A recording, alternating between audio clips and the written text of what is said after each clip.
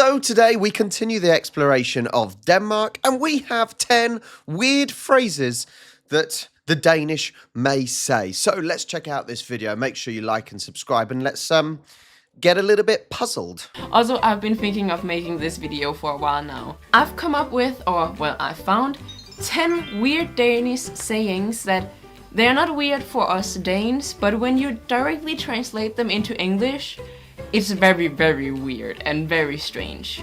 So we have also done this with Polish as well, and if it's anything to go by, some of them are really weird because sometimes the translations just really take the meaning out of context completely.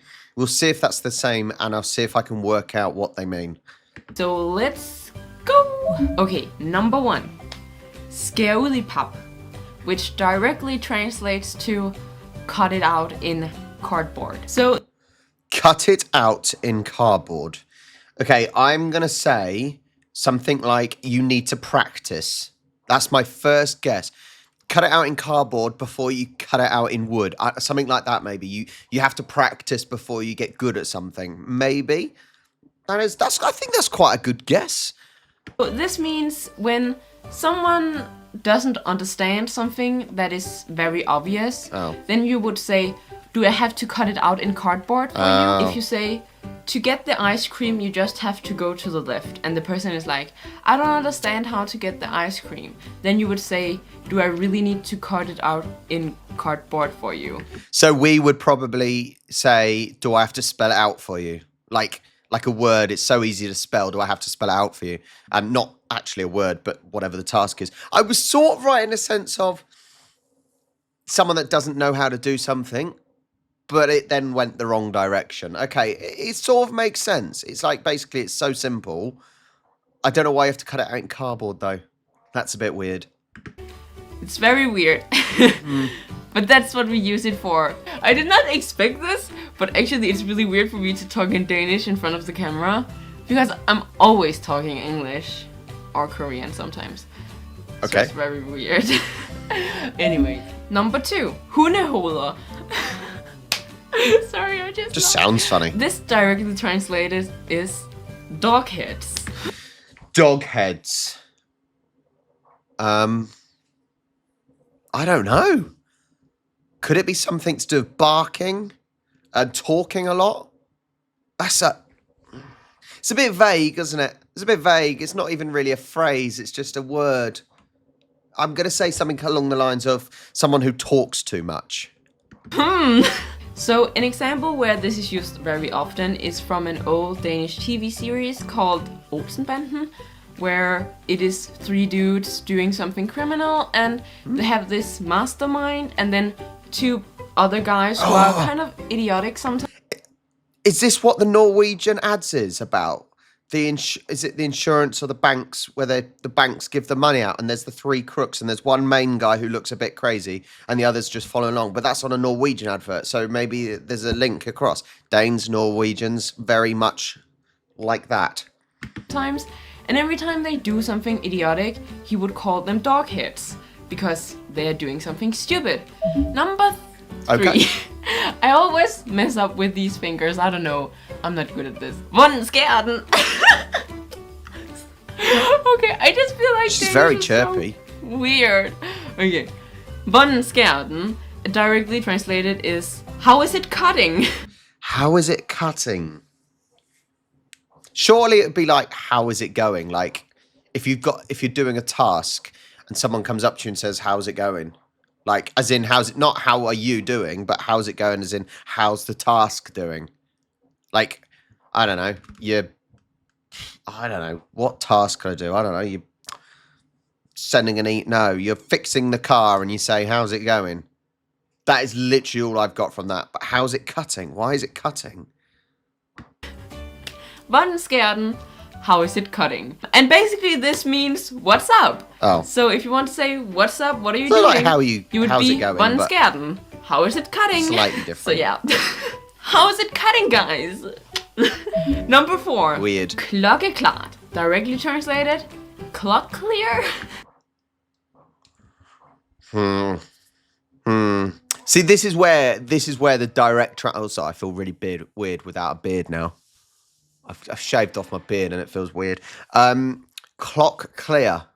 Now, clearly, this may be a case where it sums up that the direct translation to English, it does not quite work. And we get that with videos on the channel where we do like comedy, for example, from other countries, like Polish cabaret or, even the Norwegian sketches, where if you directly transfer the translations, it doesn't really work. So you have to the person translating sometime has to have a little bit of leeway to adapt it slightly. Clock clear. Good night. No, I don't know. That one, I have no idea. No idea. And this is used when something is very clear. Like if someone says, "Do you understand what I'm saying?" Then you would say, "Yes, I understand it. Clock clear." I don't know why. Clock clear. I don't know. Do we polish our clocks a lot here in Denmark? I don't know. But it's clock clear. I have no idea. That makes no sense. Oprejst pande. And this, directly translated, is lifted forehead. So if you lift your forehead, it looks like you're surprised or shocked. So that is the only thing I'm going along with. It means surprised or shocked, because if you lift your forehead, you get that look, don't you? That look. There you go. So this is mainly used when you are in a bad situation, but you just kind of have to go through it, get through it, whatever. You have to think positively about this situation. So you often say, "Oh, well, I will go into this bad situation with a lifted forehead." Whoa, the light is changing. Yeah. I get that in a sense. Like, come on. You can do that. Look, I'm looking at myself in the camera. It's like, come on. Yeah, I got to lift. And, it's the right attitude. That one makes a little bit more sense. I'll give it that one. That makes a little bit more sense. It's having that good attitude to get you through a difficult task or difficult time. Doesn't always work, but that one makes sense a little bit. Sorry, but the sun, I cannot control the sun. If I could, that would be amazing. Number 6, livet er landvejen, which directly translated is straight down the country road.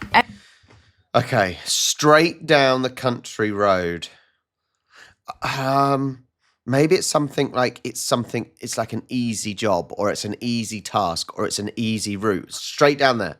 Like when when someone pulls over asking for directions, and you straight down the country road, straight down there. So like it's easy to get to. That is what if that was the case, that would be perfect, right? That would make complete sense. Is it that though? That is the question. And this is used when something is very simple, especially when people talk about spelling. It's used a lot. B-O-B, Bob. You basically say how you spell it. So if people ask, "How do you spell to Bob?" In Denmark, we would respond with, "It's straight down the country road," which means I wouldn't use it for that though. Spelled the same way that you say it. And something that I really hate about that, I really hate when I ask, "How do you spell this?" And then people say, "Straight down the country road," and I'm like, "But okay," and then I spell how I hear it, and then it's still wrong, and I'm like, "Well, then it's not straight down the country road. You lied to me." I wouldn't use it for how you spell something though. We will just say this one, whatever. Okay. Number 7, længere ud på landet, which directly translates to further out in the country. I'm gonna say that is the opposite of the last one. That is, it is a tougher task. It is a tougher job. It is not as easy and straightforward, and therefore it's a little bit further out. So it's a little bit harder to find. That's my guess. This is used when something doesn't seem right. Like, hey, that is not correct. Okay. I'm not stupid, If someone says, 2 + 2 = 5. You have to go further out in the country with that, because that's not correct, and I don't believe that. Because I'm not stupid. Does that make sense? So you say it when you're like, "You cannot fool me, I'm not stupid." You have to go further out in the country, find some stupid people out there that will believe that 2 + 2 = 5. Number 8. Der hvor peberet gror. There where the pepper grows. What is a pebber? What is a pebber? I don't know what a pebber is. Maybe she meant pepper? I don't know. No. They're where the pepper grows, or pepper. I don't know what pepper means. Yeah, what does that mean? It's maybe that is where your destination is. I don't know. I don't know. You use this when something is extremely far away. Oh. If you say, I want to see BTS, but they live in Korea, so I can't because it's all the way over where the pepper grows. What is a pepper? It sounds really stupid. That's Danish for you. Number 9. Frisk som en havørn, which directly translates to fresh like an eagle. I would think fresh like an egg, fresh out of the chicken's bits, but fresh like an eagle. You say soar like an eagle? I have no idea. Absolutely no idea. Fresh like an eagle. What's fresh about an eagle? Because that makes a lot of sense. No, it doesn't. You say this when someone is very fresh. You usually say this when someone has woken up what's an and they eagle look got to do with it? very energetic. Then you're like, oh, you are fresh like an eagle. Yeah. That's how you use it. If someone looks very energetic, you're like, you are fresh like an eagle. Okay, well, if I was going to say, like, okay, energetic or just woken up and got full of energy, it wouldn't be fresh like an eagle. It might be, now I'm trying to think. The fresh as a daisy is one thing in England that we call it. I reckon that would be the same thing, fresh as a daisy. But I don't also know why it's a daisy. I don't know. And number Last one. 10, Okay, the last this. one. Okay, this is going to be so weird to explain. I don't remember what side I was on, but that doesn't matter. Okay, so number 10, drengerøv, which directly translates to boy ass. Boy ass. You have a flat bum. That is all I'm going with. You have a flat bum. Yeah. There's a lot of men that have flat bottoms. Less likely that women do, but you have a flat bottom. I don't know. So this is something you call guys who are like very bro-ish, if that makes sense. You know the line? What's better than guys being dudes, you know? Guys being dudes. You could use it with that, like what's better than guys being boy asses? Like you would use that in Danish. Drengerøv, when guys have brotherhood and being dudes, you know, then you say they are boy asses.